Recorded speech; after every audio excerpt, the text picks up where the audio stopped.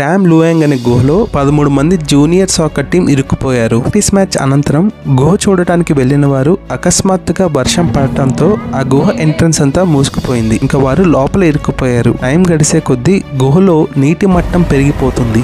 వారిని బయటికి తీసుకురావడానికి సర్చ్ టీం రంగంలోకి దిగారు. High navy seals, international cave diving experts ఇంకా మరికొందరు వాలంటీర్స్ వారిని కాపాడాలని ప్రయత్నాలు మొదలుపెట్టారు. ఉండపోతూ వర్షం. సర్చ్ టీం పగలు రాత్రి అని చూడకుండా గుహని తవ్వటానికి ప్రయత్నిస్తున్నారు. 9 రోజులు గడిచినా కానీ వారు ఆచూకీ తెలియలేదు. గుహ అంతా నీటితో మునిగిపోయింది. 2 బ్రిటిష్ డైవర్స్ జాన్ అండ్ రిక్ గుహ లోపలికి ఈత కొట్టుకుంటూ వెళ్లి కొద్ది సమయం తర్వాత వారిని కనుగొన్నారు. కేవ్ లోపల ఒక ఎత్తైన స్టోన్ పైన అందరూ నిశ్శబ్దంగా కూర్చొని ఉన్నారు. అదా ఇక్కడితో అయిపోలేదు. వారందరినీ గుహలో నుంచి బయటికి తీసుకురావటమే అతిపెద్ద సమస్య. ఎక్స్పర్ట్ డైవర్స్ సహాయంతో వారందరినీ గుహ నీటిలో నుంచి బయటికి తీసుకురావడానికి 3 రోజులు సమయం పట్టింది.